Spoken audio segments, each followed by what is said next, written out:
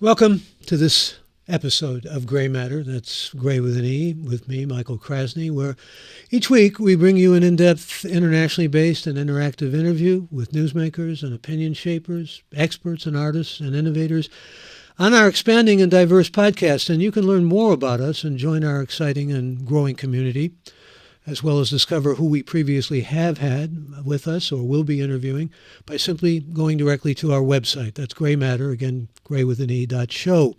And today we find out about the world of cryptocurrency and the crypto economy by speaking with the leading executive from one of the world's fastest crypto exchanges, the first to go public, sometimes described as Amazon of assets, Coinbase.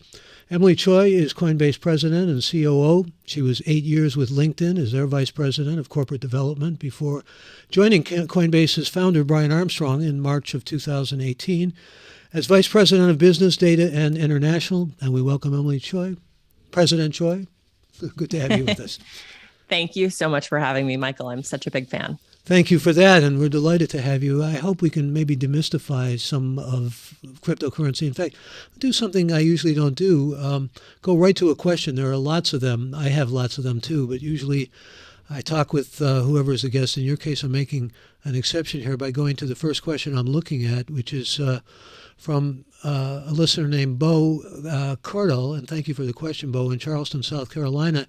He says, at this point, there are thousands of cryptocurrencies. Do you think that number will continue to grow, or do you expect it to shrink with a few coins rising above the rest? Crystal ball, but it's a good question to start with. It's a great question to start with.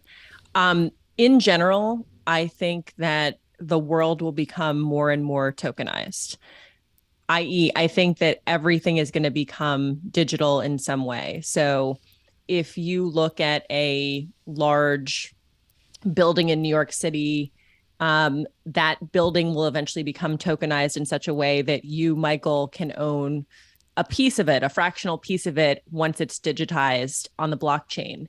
And so the answer is yes. I think there will be thousands, if not millions, of tokenized assets. Now, the second part of that question is also really important. Will there be assets that over time accumulate more value because they're higher quality assets? Yes, because I think it would mimic the same patterns that you see in traditional assets as well. When you say token, it strikes me because there are those who say crypto should be changed to token, that crypto has kind of a connotation to being secret and maybe even sinister or something along those lines. And it makes me think of the fact that a lot of people associate cryptocurrency with, well, sort of sinister type things like terrorism and black market and dark web and all of those sorts of things, which is unfortunate because it's sort of seems to many of us like the way where currency is going. In fact, some say maybe cash is dead. That may be too strong an initial pronouncement, but what are your thoughts about both of those things? I mean, about just the word crypto. I'm being a little semanticist here, but and also the fact that maybe cash is dead. The word choice is so interesting. I agree with you that some people perceive it as a dark word. And in some cases, I think that's why Web3, the terminology Web3, the terminology digital assets has become synonymous with crypto. So pick your name that you feel is appropriate for this. There's some nuance between Web3 and crypto, but in general, I do think that some people perceive crypto as this negative thing. I do want to call out one thing you said, because I think it's super important. The irony to me of some of this kind of perception of, blockchain and crypto is used for nefarious activity is that activity is actually trackable on the blockchain. So I think Michael Morrell, who is the former CIA director, he put out this really interesting piece referencing that, they did a sample size. And I think that it's estimated that cash transactions have somewhere like 2 to 5% of those transactions are estimated to be illegal, money laundering and such. And crypto, when they did a sample set, less than 0.2%. So again, the numbers could kind of bounce around a little bit, but in general, I think that there's just a misperception that somehow, you can somehow track cash transactions in a way that you can't when it's truly the opposite. But there is a need for regulation, and in fact, I think Brian Armstrong has said, and you've said publicly, we're ready. We want to be regulated. We want what you want is one regulator, basically. Yeah. Yeah, Coinbase actually ironically leaned very early into regulation. And I think that the intuition that Brian and Fred, our co-founder, had at the time was that if you touch people's money, you have to be regulated. You want to make sure that there are certain controls in place. You want to make sure that customers are always protected because it is money. And so we have been really kind of vociferous about making sure that there is more clear regulation in the United States. Today, Michael, there are three major crypto competitors in the world, and we are the only ones who are in the United States and based in the United States. And I think the danger of not having clearer kind of pro-entrepreneur regulation in the United States is that a lot of activity is just going to continue to move offshore. And if you can kind of compare this to the technology boom that happened in Silicon Valley in the 1990s and 2000s and so on, it would be like pushing that off to a different country or region because you didn't understand it. Well, speaking of different regions and the like, I'm looking at a question here from Chris Lafayette, and thanks for the question, Chris. He wants to know, with all the private cryptocurrency transactions in China being considered illegal, what do you feel is the likelihood of other countries taking this stance? Well, so China is China. So let's just acknowledge that. And I think that right now the Chinese system is such where the analogy I would use is if a driver dies on the road, you close the whole road down or something like that. That it's a very, very kind of strong black and white response. I think that what we're seeing actually ironically is that the EU, Australia, Japan, Singapore, a number of other regions and countries are actually leading in some clear, sensible regulation for crypto. And the US is a little bit getting left behind by that. Now, I feel a lot more excited about recent kind of prospects because what I'm seeing is there's a lot of bipartisan energy around legislating crypto in a sensible manner. So we've seen some recent bills introduced that we're hopeful about. We've seen Patrick McHenry and Maxine Waters partner on stablecoin legislation. So we're hoping that some of this new legislation comes through because it is so important for the United States to lead in tech entrepreneurship as it always has. So when you're moving toward different legislation, how does that correlate with being an apolitical company, which is how you've declared yourself? Yeah, great question. So I believe it was about 2 years ago that we declared that we were an apolitical company. And what that meant was simply that we don't want to bring politics to the office. We don't want to be in a situation where you and I are having an argument about a candidate or a policy issue that is unrelated to the mission of our company. And the reason that we don't want that is because it's distracting and it's actually not productive to the ambitious mission that we have. The mission that Coinbase has is to increase economic freedom in the world. That is a huge, huge mission. So anything that directly relates to that mission, i.e. crypto legislation, is totally on the table. Things that are unrelated to the mission are best left separate from the work environment. And I'm prompted to ask you a little bit about the origins of crypto, and then I want to get into some of what you're doing about the down economy that we're all facing and that we're all kind of struggling with here. And I know there were layoffs, about 1,100 back in June. Is that right? That's right. We can talk about that more. I'd like to talk about that more. But your company, Coinbase, was in 2021 selected by Inc. as Company of the Year, and it's gotten a lot of praise for success and the like. We'll talk about some of the concerns that certainly are facing you, facing not only you, but so many companies, not only in this business. But in Inc., which said your Company of the Year, it said, how can any store of value be based, let me get your response to this, you may have seen this, on an algorithm that solves a cryptologic problem tied to something called a blockchain ledger created by a pseudonymous code ninja nicknamed Satoshi Nakamoto. I mean, it's phrased in a way that almost makes it sound funny, but it is at the heart of cryptocurrency, and it's at the heart of, other than getting religion down in Buenos Aires with the high inflation, what led Brian Armstrong, your co-founder, to really establish Coinbase. Yeah. The white paper I'm talking about. Right. Well, I think And it's funny. Brian tells a story about when he read the Bitcoin white paper and call it 2011. He actually feared that he was too late, that he was too late to being a part of this whole thing. And what I always tell people is like that should tell you it's never too late to join. I think that the innovation behind Bitcoin was that it is hard coded to be scarce. Um, there will only ever be 21 million Bitcoin. The scarcity is a major driver of the value. The amount of new Bitcoin that's going to be mined is declining over time in a predictable way. The way that it was built is just so elegant in its simplicity. And so I think that, candidly, I think this has been a really interesting year because we've had this notion of, okay, is Bitcoin a hedge to inflation? And it turned out that in this market environment, it certainly was not. And I think that that was because of the speculative behavior that happened, especially given some of the macro economy issues, as well as some of the credit crunches that happened in the crypto economy. So I guess what I would say is it's early. It's very early. And how are you planning with respect to the winter ahead or the down economy that we're facing now? Mm-hmm. Well, Coinbase has been through 4 crypto cycles at this point, and so we're made of steel. We power through them. The way that we think about it is we rigorously do scenario planning, and so we're always trying to look ahead to make sure that we have at least 3 years of cash given any type of market scenario. Because crypto is fairly unpredictable, the thing that we can predict is the operating expenses. And so that's where we have rigor and discipline.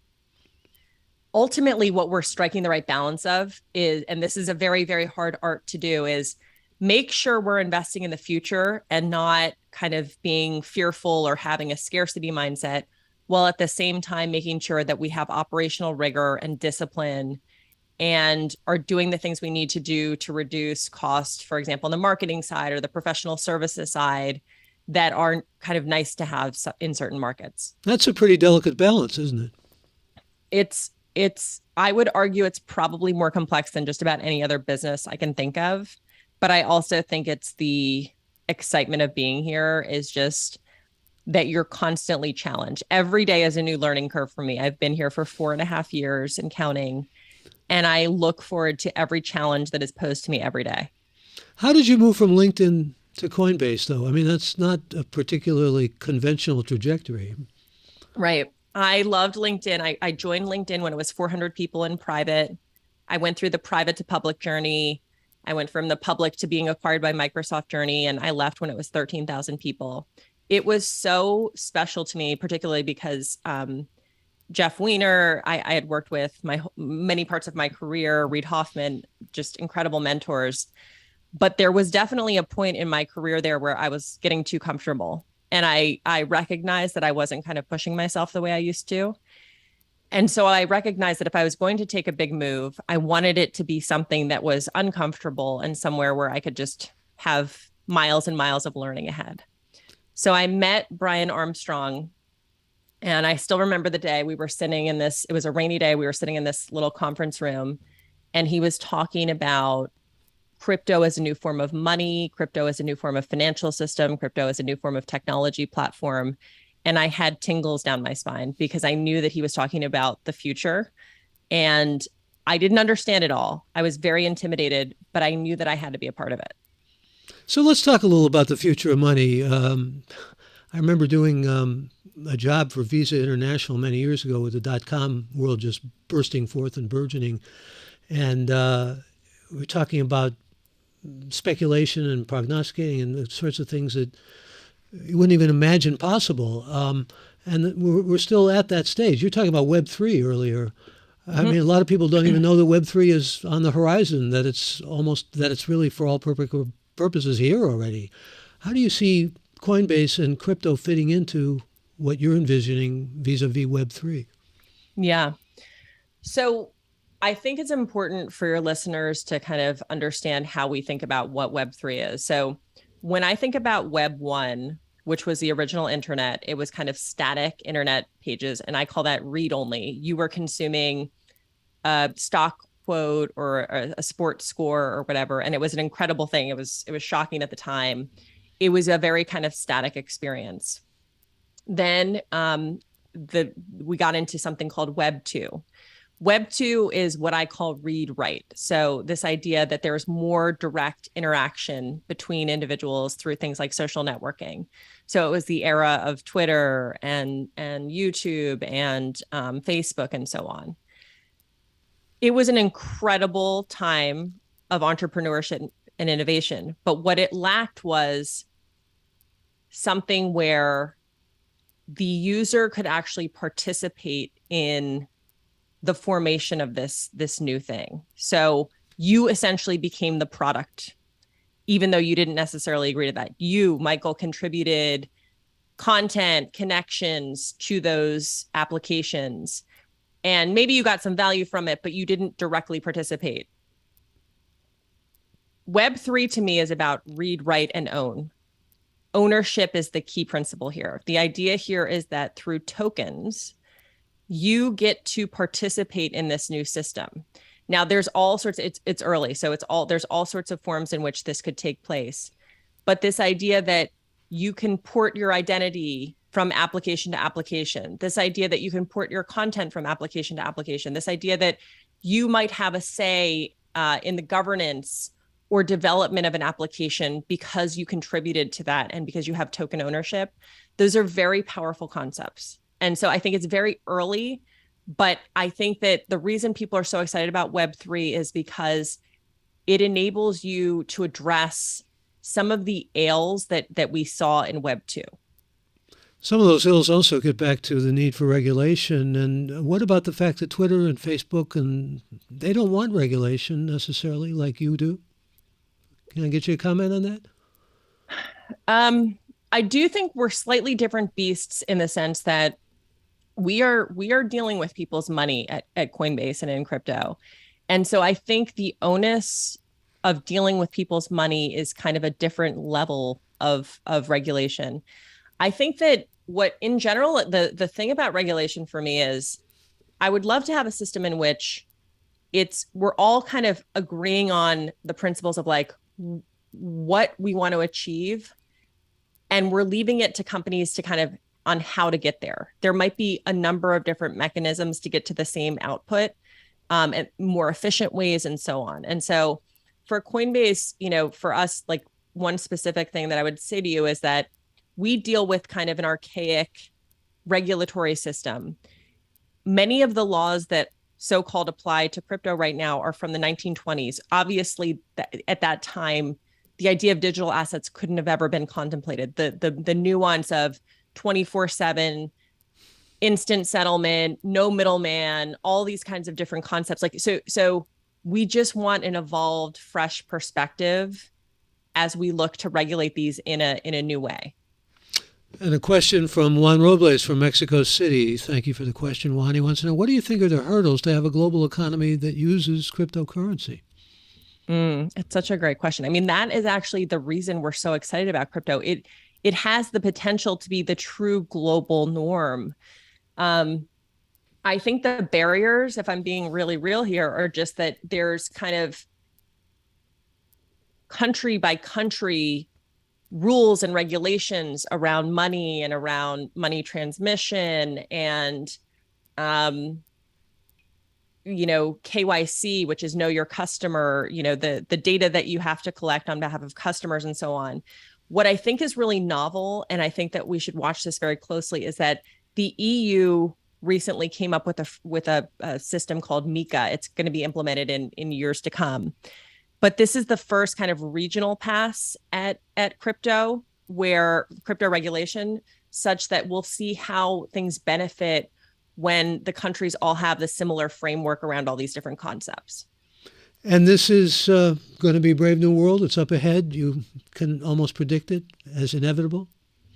It's inevitable. I think that, there's some, I'm going to butcher this, but that whole saying of like, first they dismiss you, then they laugh at you, then they go after you or something like that. Like we're in the phase where I think it is clear that this system, this ship has sailed, that the genie is out of the bottle. And now it's about making sure that we have a sensible framework and an approach for protecting customers and also making sure digital innovation thrives. Because the more that we do that, I think we're going to have just this incredible economic freedom and prosperity that will result from digital assets flourishing. It's heartening to hear your optimism, and I always like saying when views of things, particularly where money is concerned. Let me be a little devil's advocate here and just get your response. I mean, the stocks are down, the layoffs, this is maybe just an economy which you can bruise through, and like you said, tough as steel and all the rest of that. But right now, and I know you can't talk about this, we've got investigation by the SEC, we've got crashes in cryptocurrency markets, recent problems that you had with bank payments, which were halted. Company strong, but those kinds of things are a real part of the vicissitudes of any company, and you can stay strong and you can continue to foster trust in all of your many customers.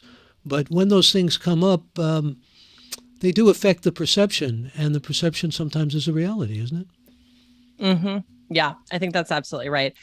Michael, I think, just this is a high level thought. Ultimately, we view ourselves as a technology company. And I've worked at a lot of technology companies. And what happens is if you ship a bug, oh, there was a bug. Okay, we'll go fix it. When you're dealing with people's money, you ship a bug and oh my gosh, like there's a much broader implication for that. And I think that's what happened with some of these things where we had to stop withdrawals for a second to fix a bug. It had nothing to do with the soundness of the financial system, but these things can become memes, and you're right, they can be quite damaging. And I think one of the things that we need to do a much better job of as a company is just making sure that we get out there just proactively and say on Twitter or whatever, there was a bug. We screwed up. We're about to fix it. It has nothing to do with, the fundamental soundness of our system. And I think you're right that we just this is our first time in the public arena. So it's easier to operate as a private company. We chose to go public because we wanted to make sure that crypto was out there, that it was transparent, that the company in the space is out there operating, getting audited by a top auditor, and just everything is really kind of clear and transparent to the world. And so I guess this is a very long-winded way of me saying to you that you're right. We have an onus and responsibility to kind of do better and better and to be more and more transparent. And I think you're going to see more and more of that. You're also a distributed company, and why that decision? I mean, Yeah. all work is remote now, right? Totally. Mm-hmm. Mm-hmm. Historically, I was one of those people from Silicon Valley who had this total bias towards everybody must be at the centralized headquarters at all times. That was the model that I grew up with, and I think it continues to be the model for a lot of companies. What we were recognizing ahead of COVID, even, and I think Brian was the first to see this, was that there was incredible talent in crypto across the world. They didn't necessarily have the Stanford CS degree. They didn't necessarily have the same connections that everybody else did in Web 2. They might be in Uzbekistan or something, and they're coding and just having incredible crypto insights, and we're meeting them through Twitter. And so I think the innovation of being remote first is you can access the best talent anywhere in the world. It has been challenging in terms of onboarding folks and making sure that they get up to speed as quickly as possible on how we do things, how to run an incident, how to do this and that. But the positives have outweighed the negatives. And I think that we'll continue to refine the model to get the best out of it. We're going to go to more of our questions in just a moment. We're talking to Emilie Choi, who is president of Coinbase, and it is a distributed company. It's also, you got all this links to a lot of other things that I want to talk about, but I thought there was a sense of Coinbase Centers being part of your whole vision and your whole plan. If you're talking about kind of like centers of excellence with respect to regional areas. Yes. Okay. We have incredible talent everywhere in the world where we can capitalize on the best opportunities. And I think the example that I would give you is that we actually have a New York office. Now, everyone can be fully remote and everybody can continue to work from wherever they want to work.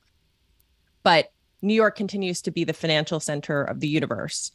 And so the relationships, the interaction with customers and so on, those are best held in the New York office. And so that's how we kind of get the best of both worlds, in the sense that anybody can continue to work from home, but they can also capitalize on the office, the relationships in that central hub.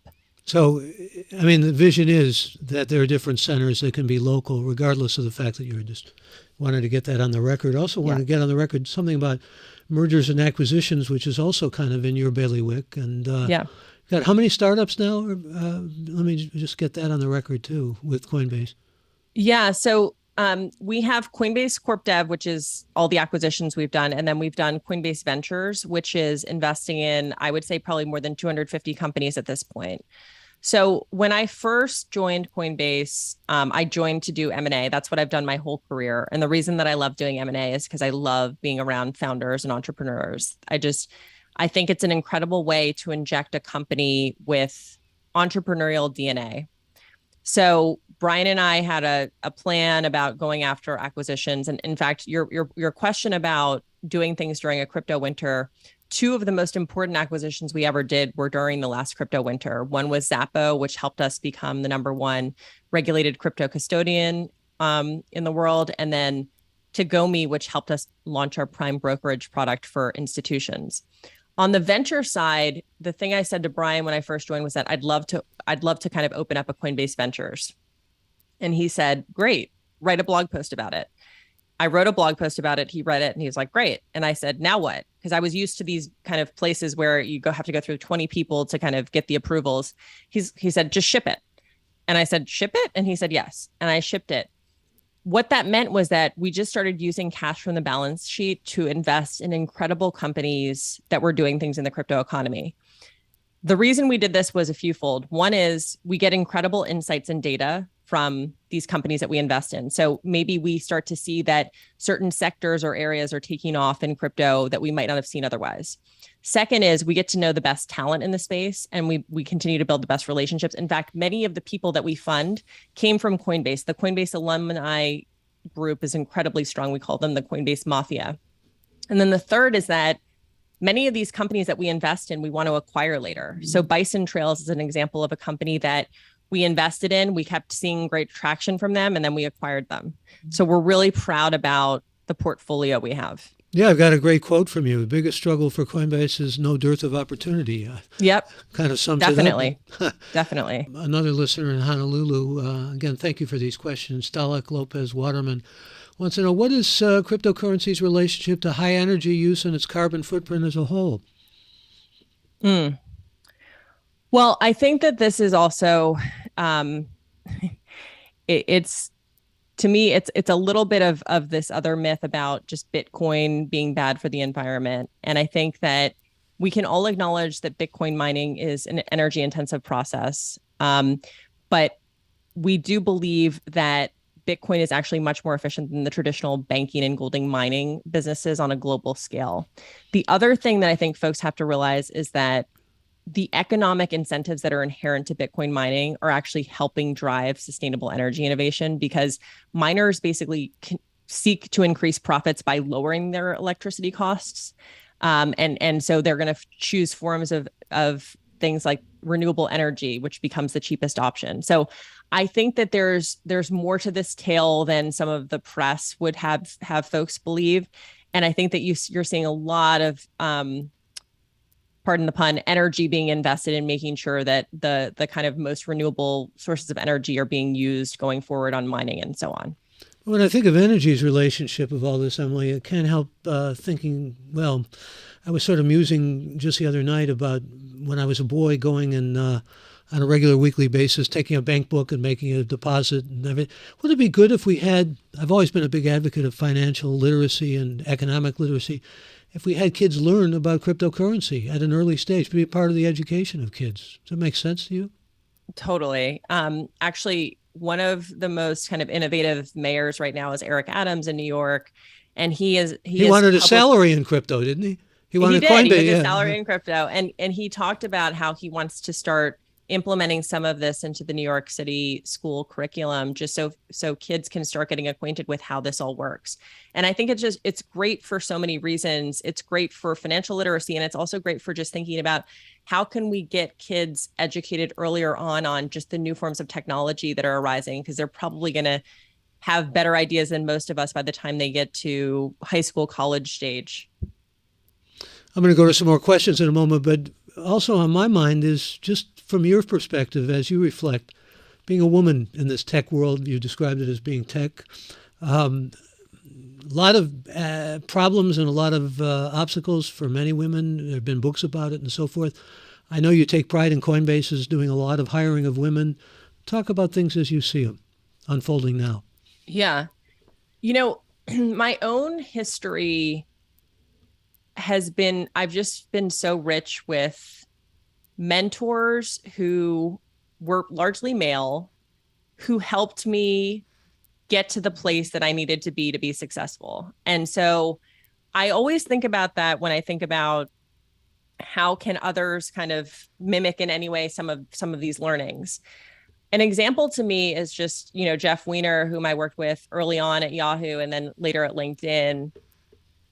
There were times when he was so hard with me, but it was so kind in terms of what I needed to do to be able to kind of be successful. So, here, example, there was one time when I was sitting in the back of a room in an important meeting, and he said to me, Emilie, I never want to see you sit in the back of the room again.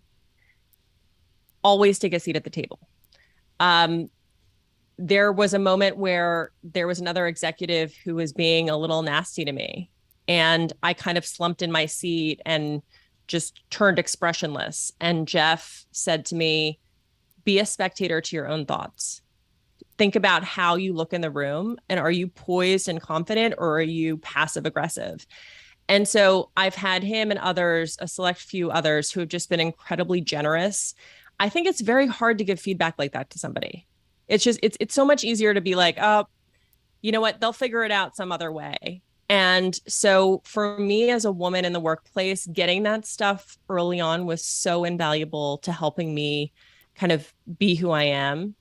And so I feel like I can sit in any room and just hang with any of them. I think there's crypto has a little bit of a bad meme about being a bro culture. I haven't found it to be that way. I've found it to be incredibly inclusive. Um, People are very generous with their time. There's so many concepts that are challenging in advance, and people are so generous to kind of share their thoughts and insights. So I've not had the experience that I think others might perceive me to have had. Well, I wonder, this may be kind of a social political question, but there are many who say that the kind of good fortune you've had, kind, generous mentors and men who have helped you along, there are those who say it's harder now with all this Me Too stuff because if men show kindness or generosity, sometimes it can be misinterpreted. And I don't know, you want to comment on that? Well, I think that this goes back to me to this whole thing about to be a really good mentor is actually quite hard. It means that you have to have uncomfortable conversations with somebody, and this isn't Me Too, but it's more of I might not have reacted so well if I were a different person, just being like, hey, you can't tell me that I'm slumped in my seat, or you can't tell me to. It's also about how you take the feedback, right? I think that, you know, there's another really important mentor of mine is Kevin Scott. He's the CTO of Microsoft, and he used to be the VP of engineering for LinkedIn.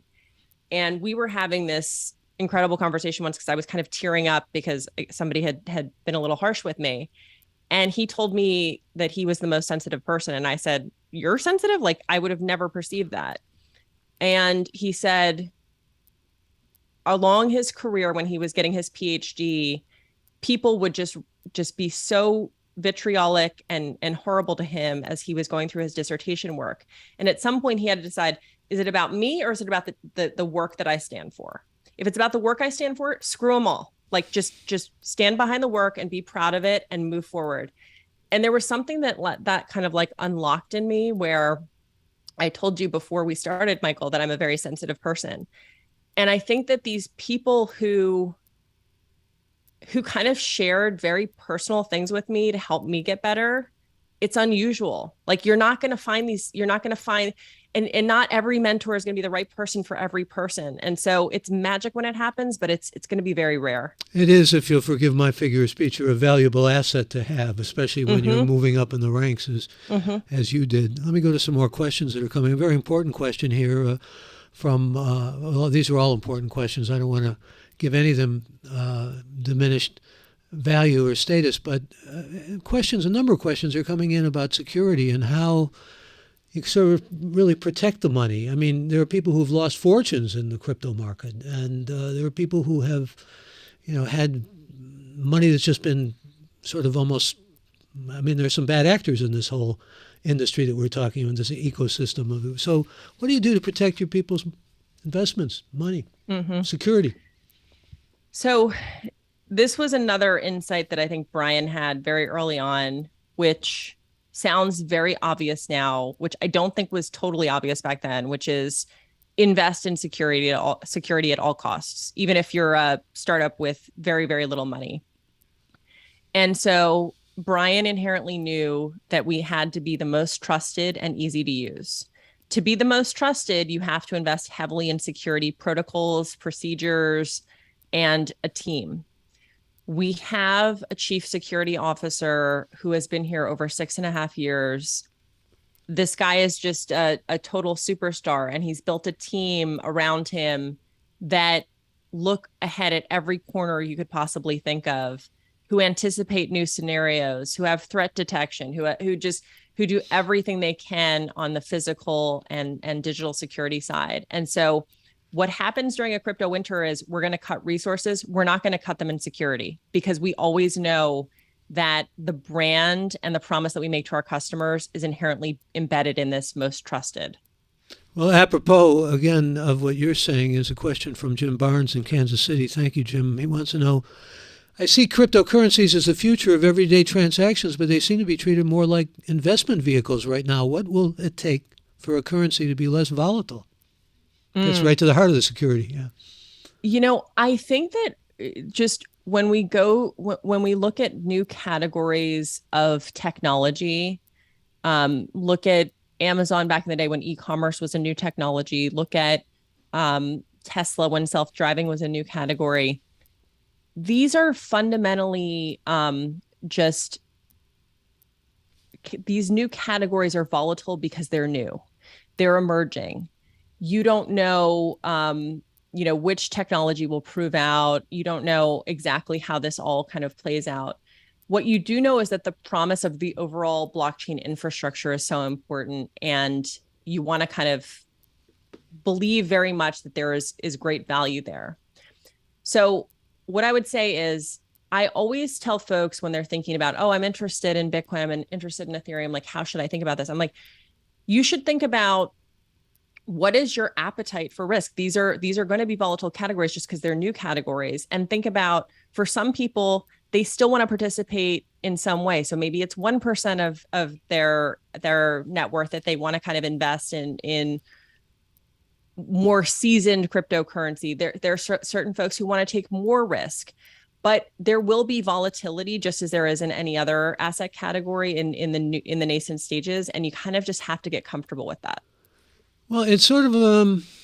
I used to compare the stock market to putting money on horses or playing Vegas. I mean, I realize that can be a little bit facile, but the reality is the lack of stability in the market is what scares a lot of people. The fact that this, like any other market, has its vicissitudes and has its ups and downs and can't be predicted. But how are you supposed to be able to predict a market to begin with? I mean, it's a foolish notion, isn't it? Especially this market. Especially this market, right? Yeah. You mentioned Ethereum. Here's a question from Javier in Mexico City. Javier Alfaro, what benefits do you think Ethereum switch to proof of stake will bring? So again, it's early days. I think the merge is the biggest thing I would say about the merge is that it is proof that a large decentralized community at scale can put forth massive new technological innovation in a meaningful way. I think that the two hopes of this merge. There's probably others, but the two that kind of stand out to me. One is, again, the energy consumption usage. It just shrinks dramatically as we move from proof of work to proof of stake. Some estimates are as high as 99.95% energy consumption reduction as Ethereum moves and shifts, but we have to see that still. And the other is just that it becomes a more facile development platform for developers. And so that just leads to all sorts of great kind of building blocks for the future for great technology products to be built on Ethereum. So, and that leads to things like scalability, help, and all that kind of stuff. So you probably, Michael, have heard that folks complain about the scalability issues with Ethereum and some of these different blockchains. This is a step in the direction of starting to solve some of that scalability issue. More questions for you from our listeners. Eric Billings in Washington, D.C. Given that most nations will attempt to protect their own positions in the currency exchange hierarchy, what long-term goal do proponents of cryptocurrency envision as models toward a single currency, hedging strategies, or something else? Yeah, I mean, I think this idea of protectionism, country protectionism, state protectionism is directly at odds with the whole concept and ethos of cryptocurrency, because cryptocurrency, by its very kind of design, is global in nature, 24/7, instant settlement, no middleman. I mean, let's just be clear, like a lot of the principles here are utopian in some ways, but I think that there's always a pragmatic view to like how do we get to that place. The value I think that folks are going to continue to see more and more of is that instant settlement, the lower cost, the middleman not in the way. It ends up just being a much more efficient financial system. And at some point, the countries that adopt it are going to see those benefits, and the countries that don't see it are going to see it's just a free markets thing. They'll start to see the benefits and they'll have to embrace it on behalf of their customers. I think that as long as there is sensible regulation here globally, I think that it's a net benefit to humanity and to the universe. It's just the way to get there. There might be some countries that become more protectionist in the interim. And I think that's what we're really hoping does not happen in the United States, because we want to see so much of this flourish here. Well, when you speak about utopianism and pragmatism, getting a little philosophically here for a moment, but again, the difficulty of moving between those two, particularly when you have, I mean, it strikes me as you have some serious diplomatic challenges here to get global accord. We were talking with a guest recently, one of the episodes about just getting rules about fishing, tuna fishing down, that were the universal, that everybody would comply with and be accepting, or at least have the tendency to want a success. I mean, that can be daunting. It can be extremely challenging. Mm-hmm. Well, a few things to think about. One is, I think the estimate right now is that 1 in 4 households in the United States owns cryptocurrency. So, just apply that lens to the United States and to the world. And I don't think we ever contemplated that the adoption would be at this rate, or many folks didn't contemplate that. And so at some point, it's kind of like, is it really a fringe movement anymore? I don't know if 1 in 4 households owns it in the United States, if it's a fringe movement anymore, or it's actually becoming more of a mainstream thing.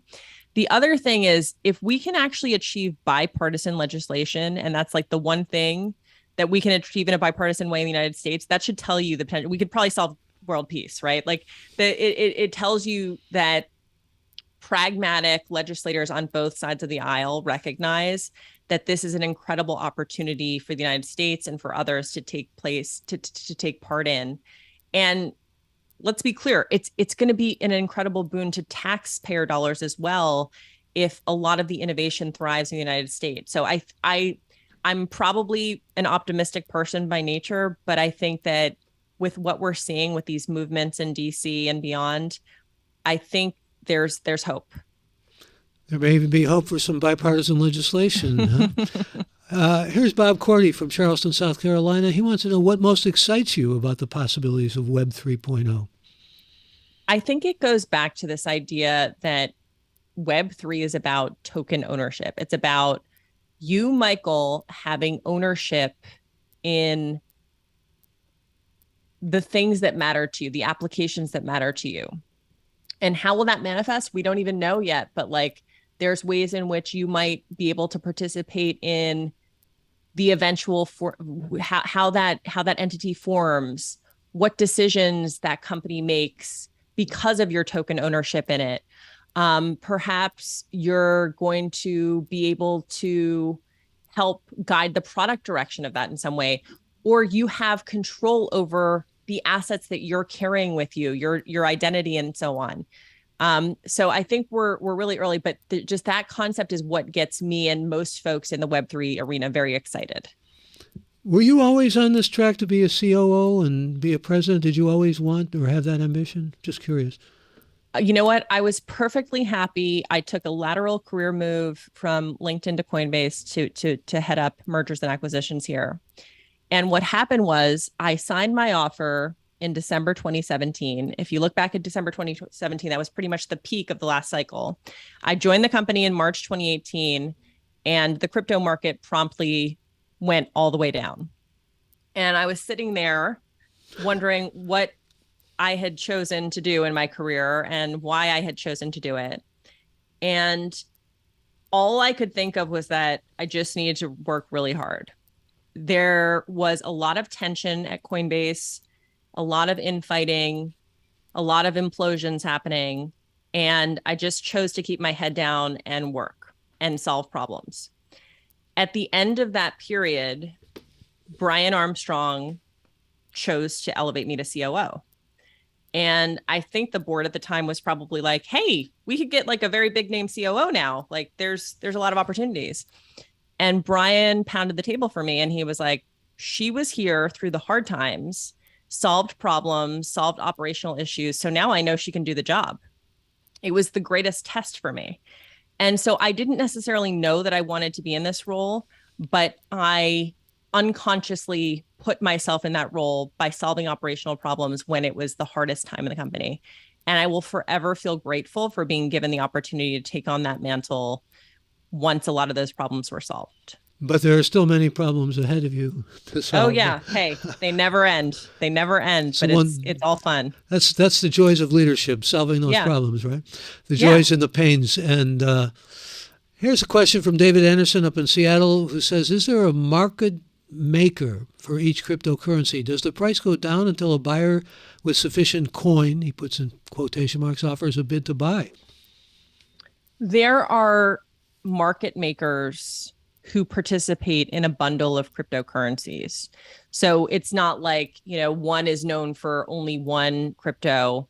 In general, if you're a market maker in crypto, you're probably trading a lot of different assets based on whatever is hot at the time, and kind of the market decides. And so market makers are probably some of the most rational, efficient actors that exist. So they then make a market in those things. Another question from Robert Choi in Los Angeles. Could your guest, again, our guest is Emilie Choi of Coinbase, please talk a bit more about the mission statement of Coinbase? What does it mean, quote, to increase economic freedom in the world? This is really important to us. So we are a mission first company. And what it means to us to increase economic freedom in the world is that you can actually measure economic freedom in the world. You can measure the notion of property rights and longevity and voting rights and so on. For Coinbase, the way that we influence economic freedom is through cryptocurrency. The idea that, you have with your mobile phone essentially the equivalent of a bank or portal in your pocket. And that enables you to embark in a new world where you can engage with different assets and different features. And it doesn't care what you look like, who you are, what your economic status is, if you're a woman or a man, what color you are, et cetera. And I think that that's very important to the whole concept behind cryptocurrency. It's agnostic because there is no middleman. And so the way that we think about the product strategy that tiers into that driving economic freedom is, how do we drive crypto as a new form of money? how do we drive crypto as a new form of financial system, and how do we drive crypto as a new form of technology platform in the world? Emilie, I would be remiss if I didn't ask you about the federal report, which was released earlier this week. The risk to cryptocurrency markets is really what it's all about. And it says essentially you need more oversight, which you've said Coinbase is strongly in favor of and has been on board and has really the infrastructure for that too. But also enforcement. What needs to be done from your perspective about enforcement, and what would you like to see done about enforcement? I think that it's clear that right now it feels like there is rule by enforcement rather than clarity of actual regulation. And in general, rule by enforcement doesn't work very well if the rules aren't clear to begin with. So I think our dear chief legal officer kind of gave the analogy that he's going to punish his daughter if she comes home after midnight, but he's not going to set it up in the first place where he made it clear to her that she must be home by 11 p.m., if you get the analogy. We want the clear who is in charge of what parts of this, and do we have to be home by 11 p.m.? Because then we know the rules of the road. And we would argue that we also want to make sure that these set of rules and regulations are fresh and reflect the incredible dynamic nature of digital assets and don't unconsciously stifle them. So we want to see a system where there's a clear regulator for digital commodities, there is a clear regulator for digital securities, and that we understand what the concepts behind a digital security are so that we can all operate from the exact same level playing field. Again, a great challenge, but very well spoken on your part. Douglas Carmichael says, how do you handle when an account holder dies? Can crypto be treated as any other asset for estate planning purposes?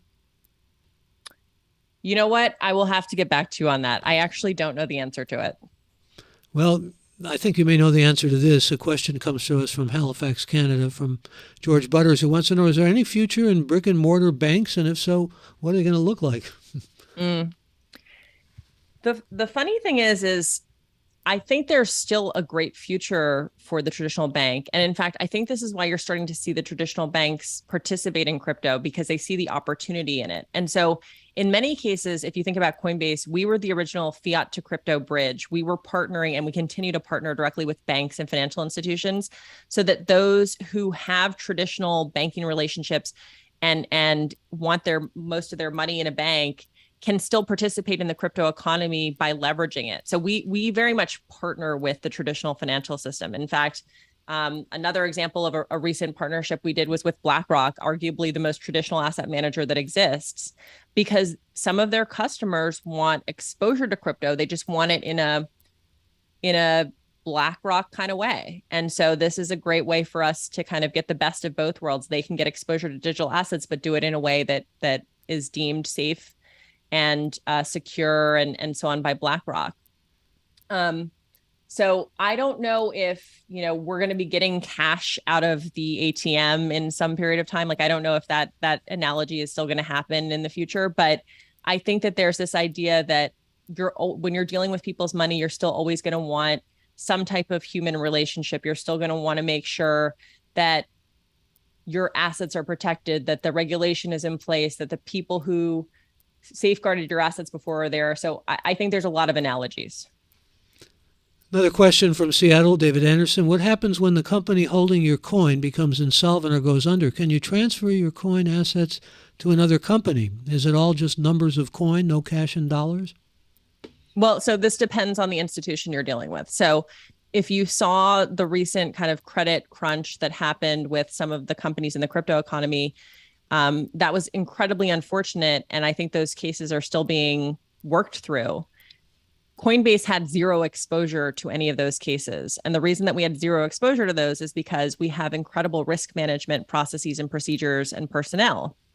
And I think it speaks to this idea again, that if you're dealing with people's money and you're in this system, you need to have appropriate safeguards and risk management to protect those customers.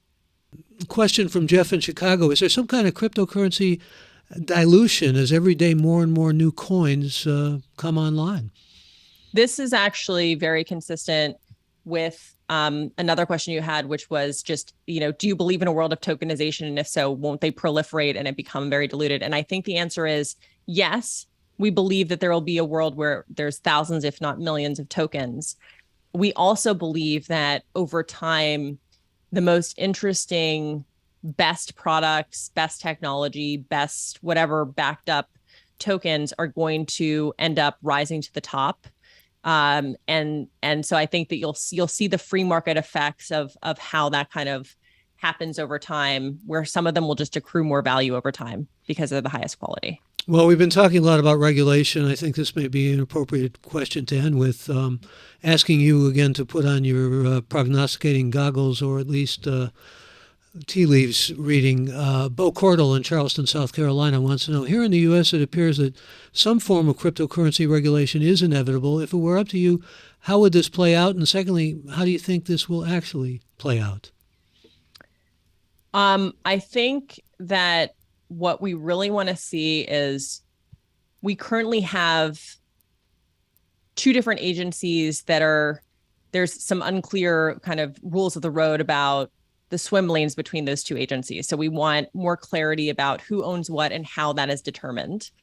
We want more clarity about what is a digital security.